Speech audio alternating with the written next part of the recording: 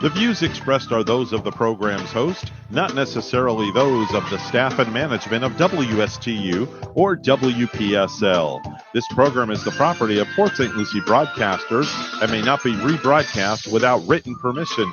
And now, Perspective with John and Joe and your hosts, John Pearson and Joe Dorr.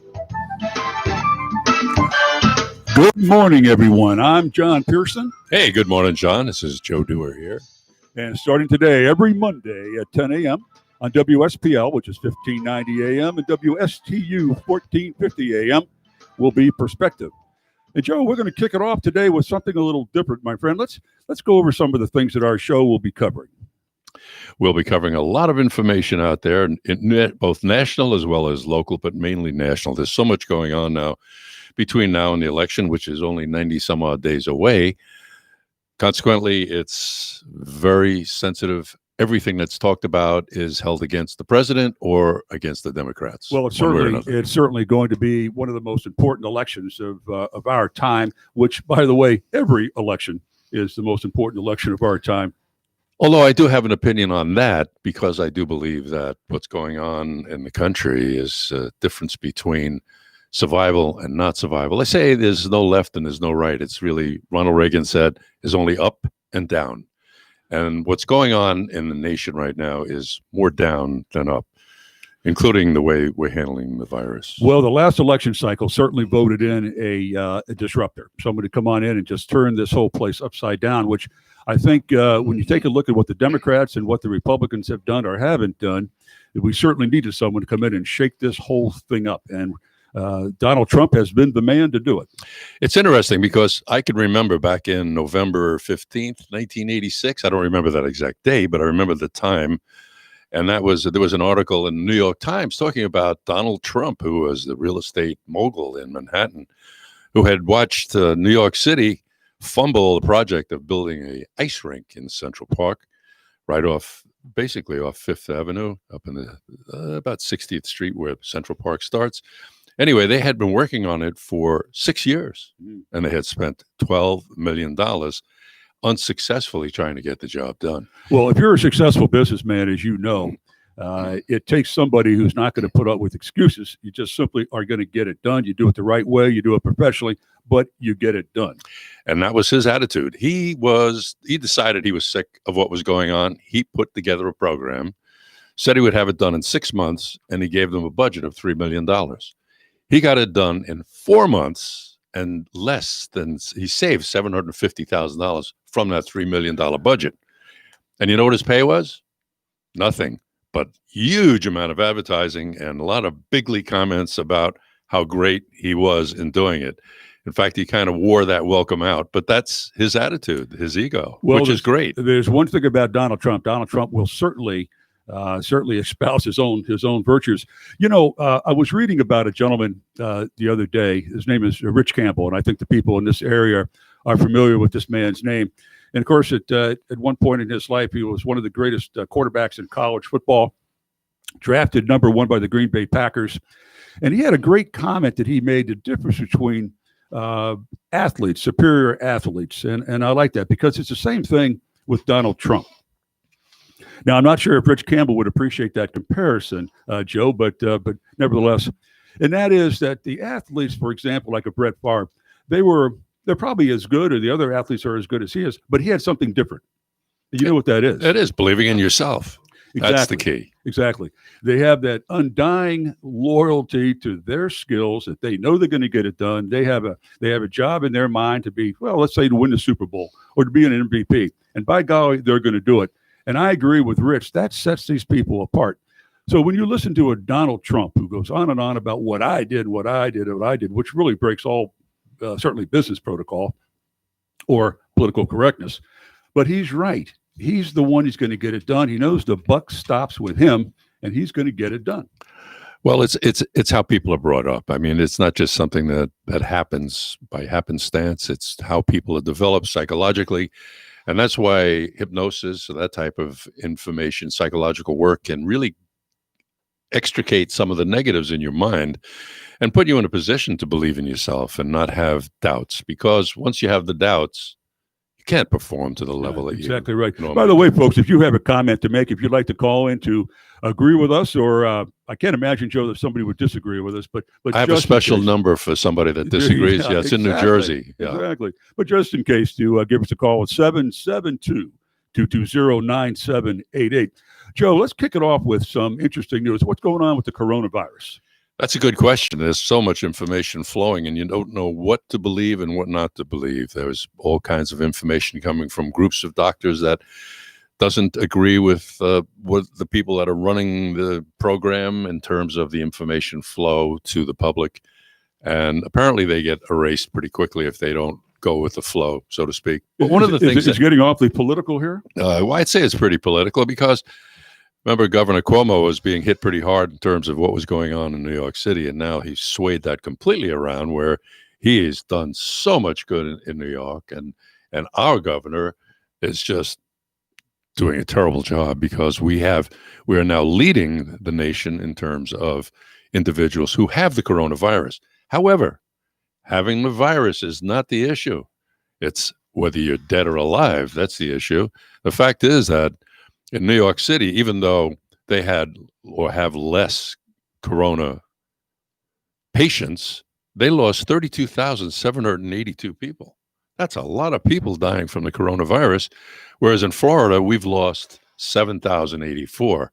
They don't talk about those kinds of numbers. They talk about how many cases they have. I spoke to my daughter in Long Island. I'm supposed to go up there and visit in August, latter part of August, and my friends are afraid to see me because they're hearing so much bad news about Florida and coronavirus. Joe, I'm so used to my friends coming up with excuses not to see me. The coronavirus is just kind of a convenient one for them now. You know what? They didn't want to see me last time either, before the coronavirus. Do you think that one of the mistakes that Cuomo made was right off the bat when they lost a lot of these poor elderly folks with the virus, when he basically warehoused the initial group all together? And of course, that's when they were coming out and saying, look, if you're over 55 or 65, that you have a real danger if you get this rascal, that it could be devastating to your life. Well, he was actually having patients go back into the nursing homes, and that's where the most vulnerable people are. And consequently, so many people got it, and most of the people that died were in nursing homes. The main doctor on this, I'm going to mispronounce his name, Dr. Fauci. Well, close enough. Yeah, doctor, you got the doctor right. I got doctor. That was the part I mispronounced. Dr. Fauci had a good conversation, back and forth with Congressman Jim Jordan the other day, and Jordan was trying to pin him down. What was that all about? Basically, Jordan asked him, "Do you think that rioting or groups getting together, protest?" Basically, it was about protesting. Should we ban that? And he said, I don't think we should make any commitment to ban protesting. I'm paraphrasing. But he did not make a commitment that we should do it. As far as he would go is say that when groups of people get together and they don't social distance, they probably would be more susceptible to getting the virus. But he would not suggest banning protesting. He did suggest or agree with banning going to church and various and sundry other suggestions that he's made in the past, including not shaking hands, maybe giving up shaking hands forever. I'm a little bit fascinated by the idea that you could have these protesters, which, by the way, is everybody as an American is your right. Believe in it, as we both do, 110%, absolutely. But when it turns into a rioting mob, and then you have politicians that are saying, well, they're just angry and they're expressing themselves, and this is a healthy part of American life. Well, I just totally disagree. Protesting is one thing. Absolutely, let's do it. That's all right. But breaking windows, smashing up things, burning police cars, that's just carrying it too far. And yet, we have a large group of our politicians, and I would suggest to you on one particular side, that are condoning it. It's okay. It's all right. These people are just expressing themselves. Joe, what's your feeling on that? Well, after 6 weeks of protesting in Portland, apparently that's slowed down now. I don't see it in the media at all, although it wasn't being covered by a lot of stations. But nonetheless, the there was an effort to bring in some federal people to control the buildings and make sure they weren't being destroyed, although there was great number of attempts to do that.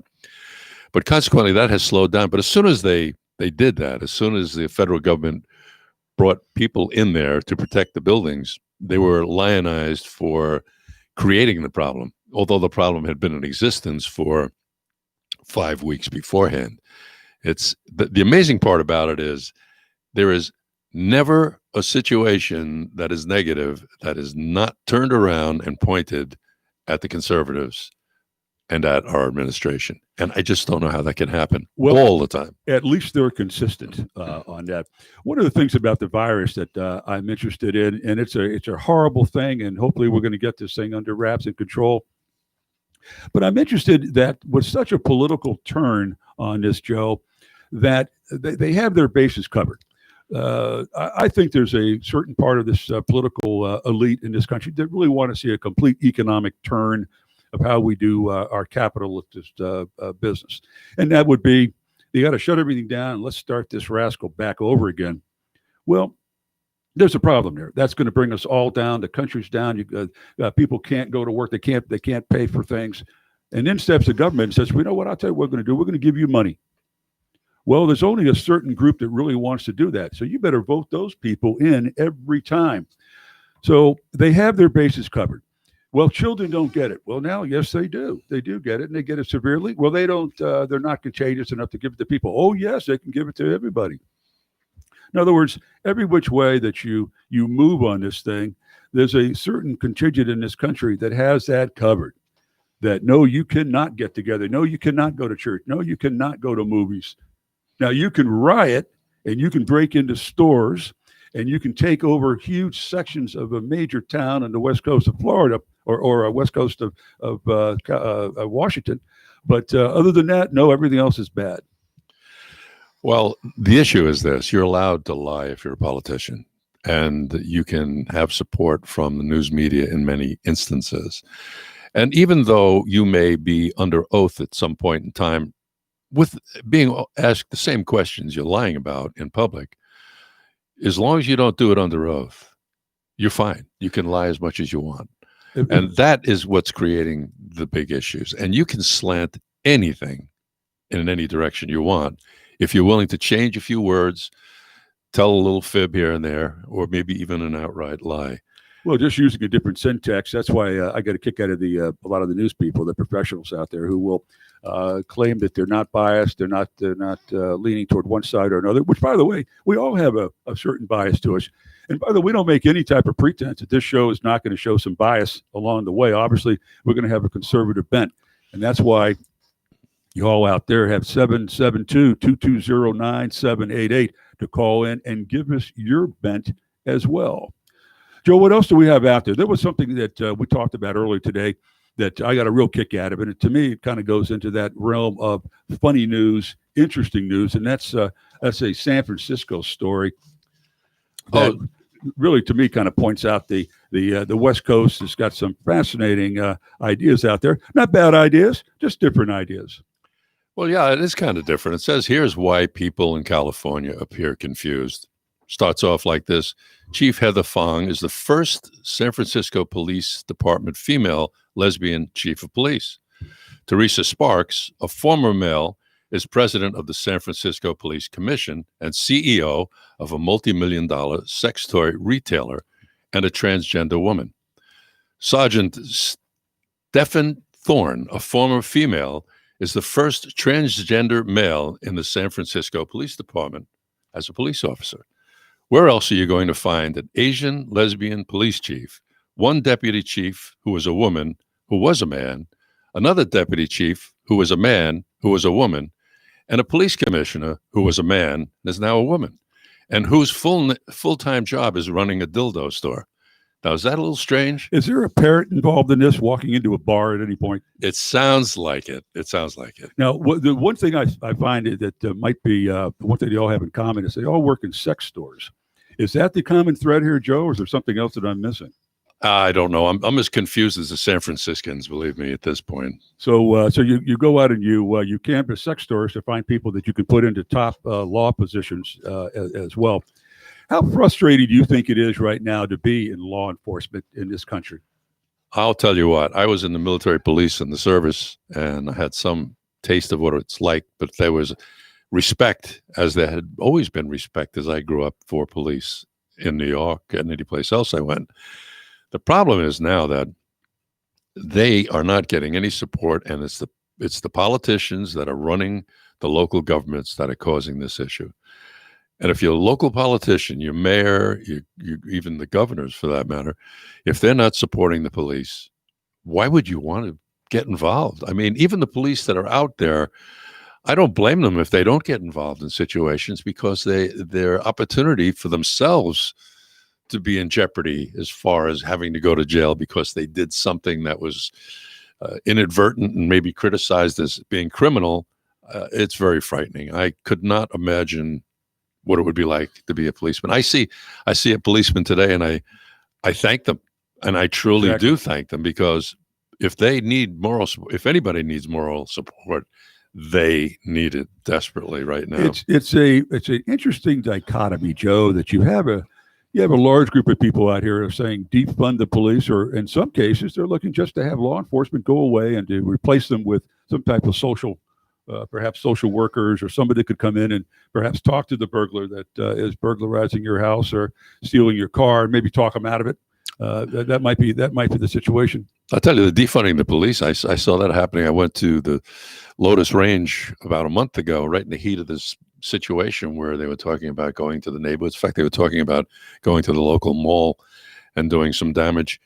And I went there, and typically there'd be just a couple of cars in the parking lot. The parking lot was jam-packed, people walking out with these square boxes and the yellow bags, knowing what they bought, a gun. I went into the range to fire.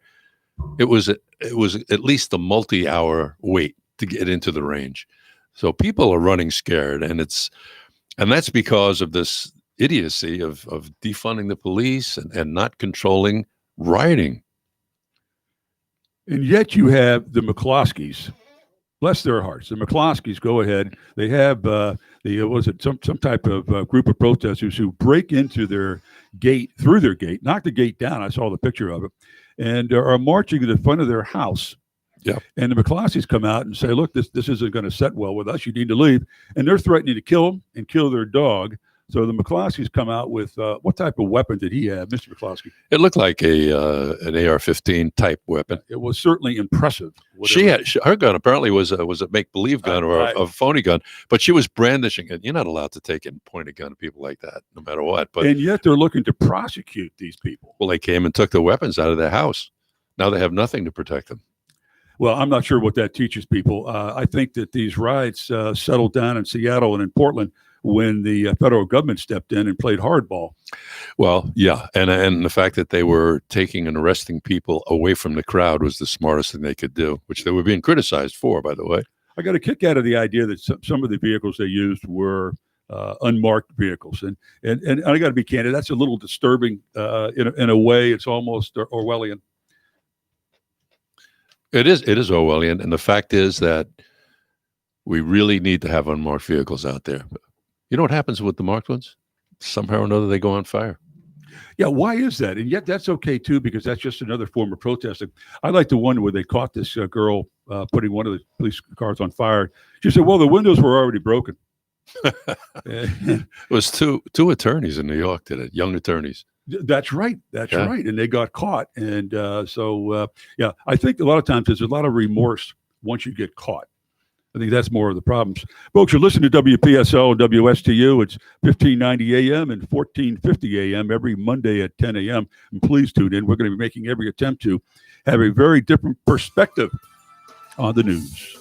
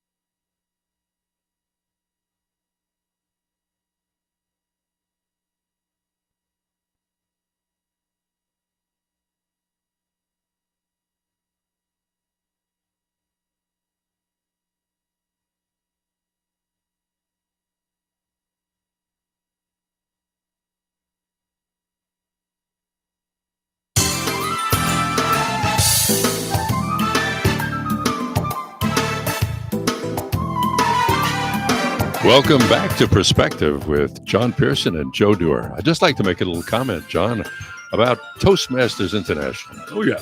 Toastmasters International is an invaluable opportunity to practice your public speaking skills regularly in a very safe environment and a very supportive environment.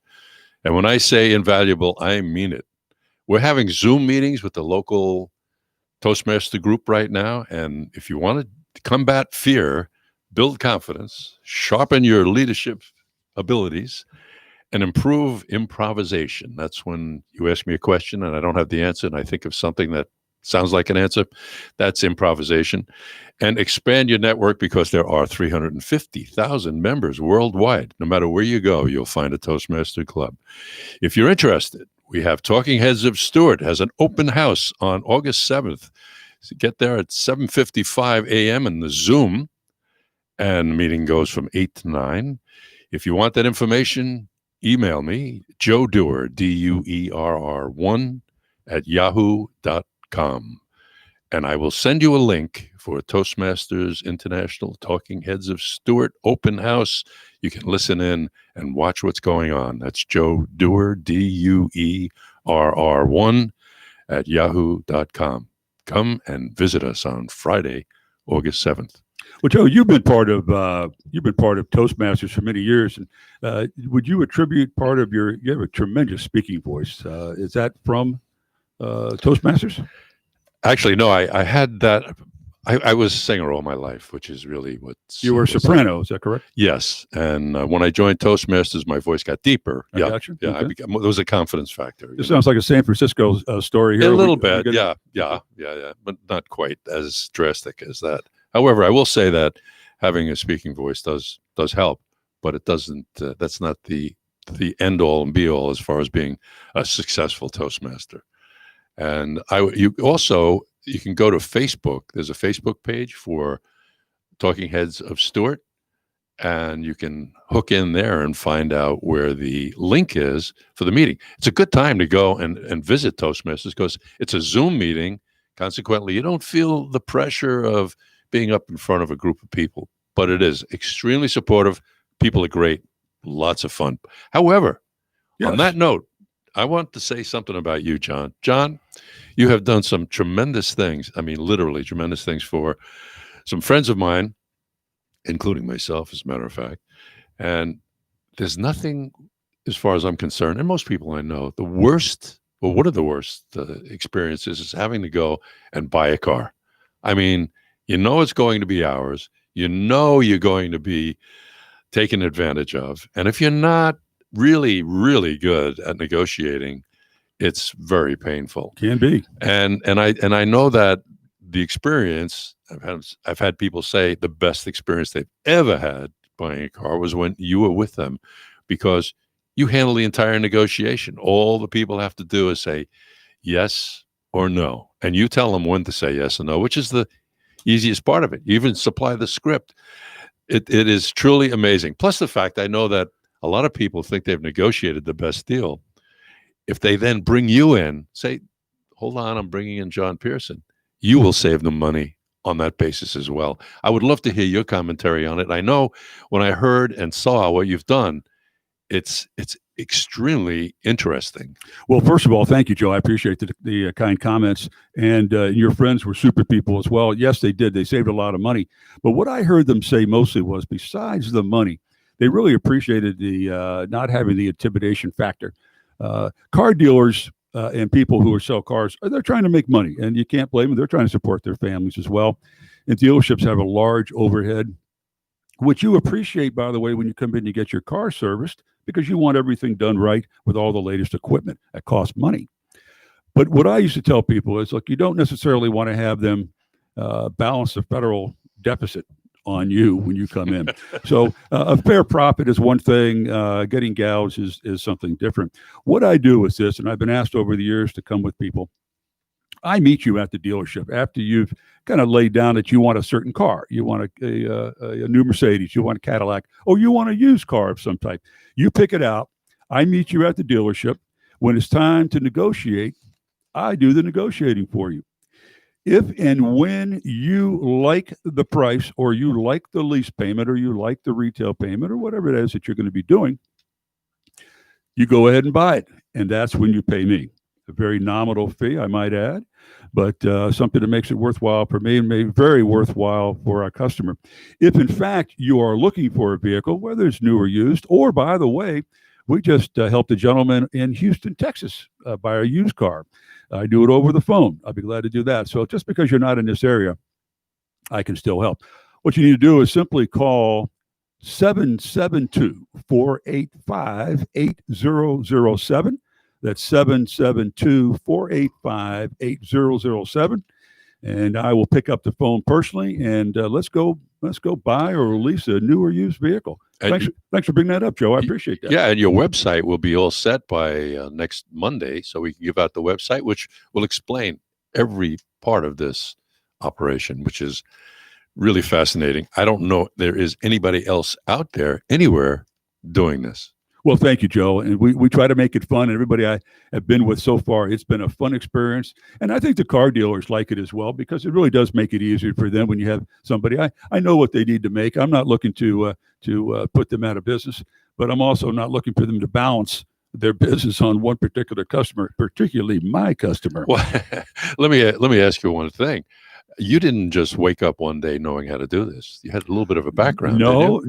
Yeah, I spent over 35 years in the retail and the wholesale end of the car business.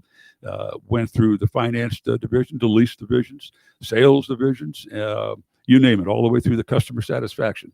We had the number one parts and service departments in the country when I was at the local Toyota dealership, and so it gives me a lot of background to come in and help you out. Hey, enough of all that stuff. Again, if you're looking for that, please give John Pearson a call at 772-485-8007, and I will help you out. Joe, what else do we have here that I like the controversial stuff. Now that we're in the second half of the program today, what do we have that is in the news, but you will not see it in the news? Wow, that's... I'm putting you. I've been checking the news. That's all I know. I'm putting you on the spot. You certainly are putting me on the spot. I think what I'm looking at. What I'd like to do that's not in the news, frankly. What's that? We all recognize that Trump has some frailties when it comes to his personality and repetitive. He does. And repetitive. It is the greatest. It's the best. It's never been done before. Fantastic. It goes on. I don't care if somebody told me the brain surgeon is the best one in the world, but you're going to hate his personality. I'll say, you know what? I'll go with the guy with the bad personality.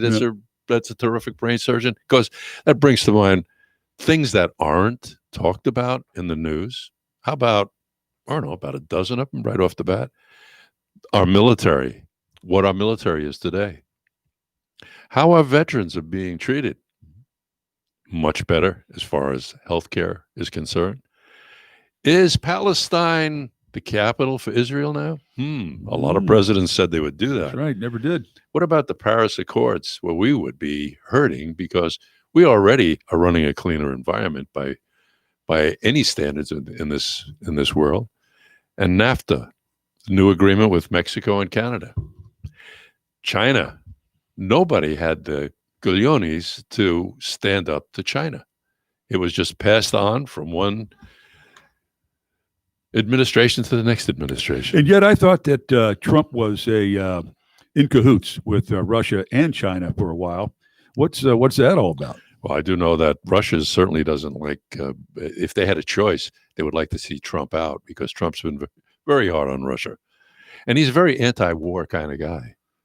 Even though he's built up the military, he doesn't want to use it. He is most anti-war president we've had.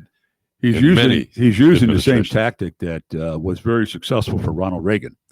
And that was where building up the military put then the Soviet Union, now Russia, in a position where they simply cannot compete. Exactly. Can't do it. He outspent them and out-militarized them. He really did. He did a wonderful job. And that was quickly forgotten. He was abused ever since his presidency.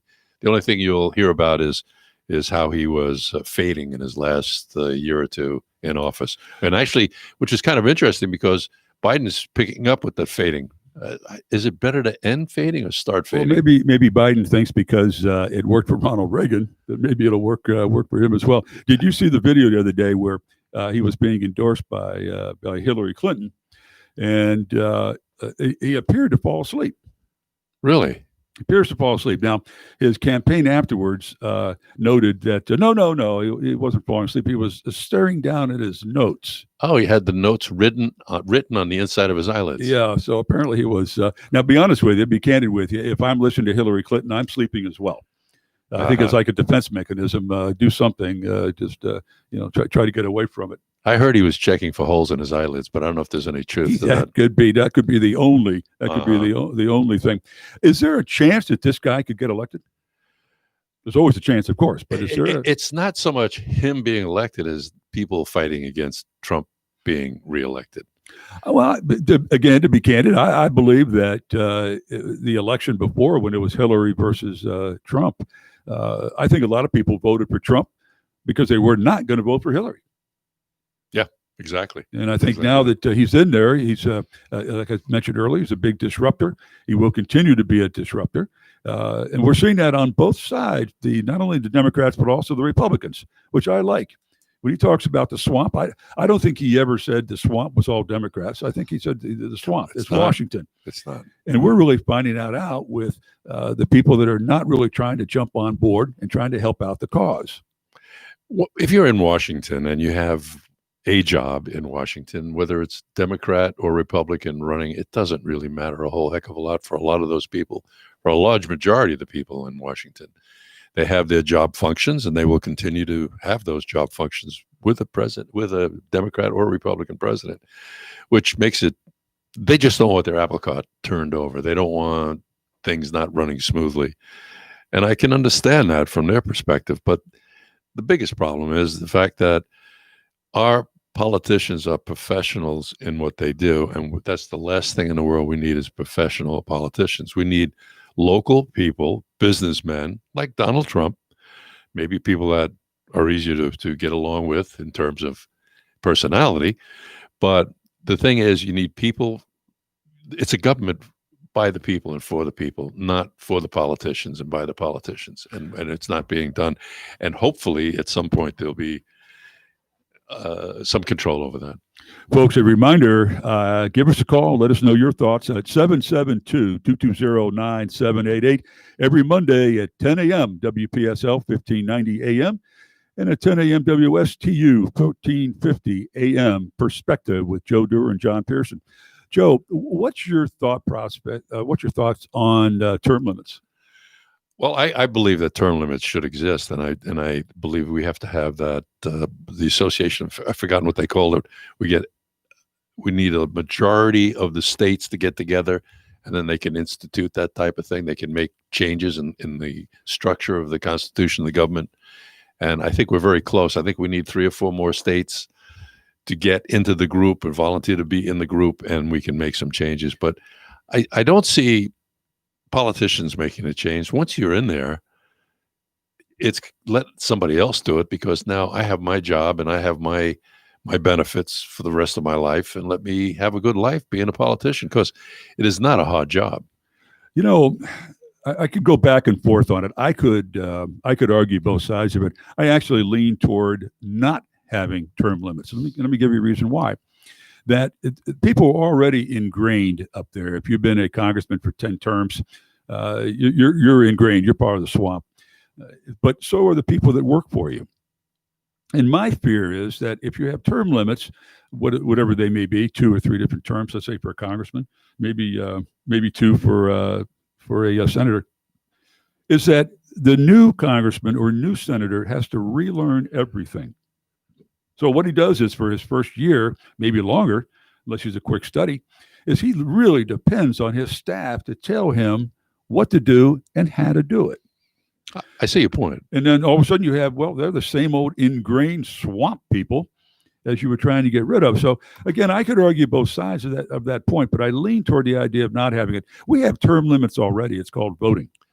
And if people really have a concern, then vote that person out of office. I have to disagree with you on that. I'm sorry, John. Because, yes, if you're in if you're an incumbent, you have a large percentage, much greater percentage of being reelected, unless you've done something really, really bad.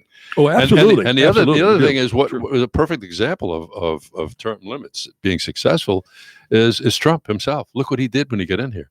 He had to fire a lot of people. He had to get rid of a lot of people. If you have a person coming in that's capable, they have to judge the people they're dealing with, and they can't rely on those folks to make calls for them. They have to dig a little deeper and make sure that these people know what the heck they're doing. And I do think that if you're in there for 4 or 5 terms, you start to lean on these people even more, because you've learned life can be good. Everybody calls Sally or the Jim, whoever it is, their support people, so I can go out and play golf.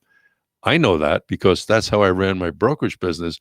Once I had set it up down here in Florida, I had support staff.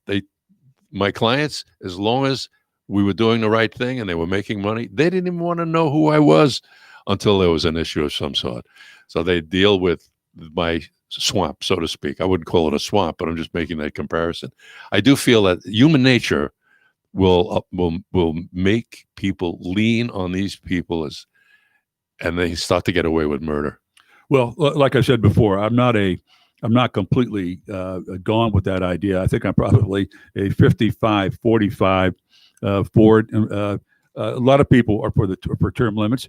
And if you look at the way the world works right now, and like I mentioned before, you can vote them out. You're suggesting, well, that doesn't happen. It rarely happens. Of course, it happened up with our gal Cortez in New York, when only a very small minority group of the voters, I think 17% or 18%, came out and voted in the final runoff election, and that's how she got in. And of course, she claims that she won with a majority of the vote. Well, that's true. Obviously, she won with a majority of the vote, but it was of only 17% or so of the electorate came out to vote. Right. So who's to blame for Cortez? Well, the people are. You mean occasional cortex? Yes. That she didn't come out and vote. By the way, she is so much fun to watch when she's making a presentation, particularly when she's grilling somebody, and she says things that are just absolutely lunacy. And she'll say it, and you can look at the person who's there to testify, and they just don't know how to respond. You can tell they want to look at her and go, "You are just one, whatever," but certainly not nice. She's certainly not giving Boston University a good reputation. I think the Republicans she supposedly has an economic degree from BU. The Republicans have a pretty good shot, I think, of taking that back. I eventually. Now she didn't beat a Republican. She beat a long-term Democrat, didn't she? Correct. Yes. Yeah. And as a matter of fact, she's running against a retired cop and teacher. And would you believe it's the first time I've ever sent money to another state to support somebody? I sent money up to support this guy because she is just awful in terms of her intellect and what she wants to accomplish, and how she got the influence is beyond me. She's going to be in charge of the environment, I think, if Biden gets in. Can you imagine that? How did this group, mostly this group of ladies in the Congress, how did they develop so fast into such a powerful group and so far to the left? How about Rashida Tlaib? Yeah, she comes in and right away she cursing. Let's impeach, curse word, Trump. Let's go get him. This is as soon as she got into office. You know, it's hard to imagine. And again, I'm just going to talk about my little bit of one-sided here. I depend on people who are elected to be professional, to be honest, and do the right things. I look at some of these guys now. Maxine Waters, for example. I just can't see that. I don't understand. Impeach 45. That's everything she wants to say. She's worth how many millions of dollars, and all she's ever done in her life is to be a congresswoman. I mean, doesn't that raise any questions at all? Now Pelosi, you understand why she was wealthy. Her dad was apparently quite a character, and they had money back then. So I assume that's where she got her money. But all these super wealthy people who cannot explain where they got their money, and they're in Congress, that's got to raise some questions. Well, one of the things that just changed, I think, don't pin me down, but it was either 4 or 5 years ago. Up to that point in time, people in the Senate and people in Congress, the House of Representatives, that is, they were allowed to buy stock with inside information. For instance, if they knew there was going to be a purchase of land or something that was going to influence a company, its company's price, they were allowed to use that information to buy the stock and make money. Whereas you or I, had we done it then, would be in jail. And that's one of the ways that they made lots of money. Don't they have a Republican, is it a senator or a congressman that right now is up on those charges?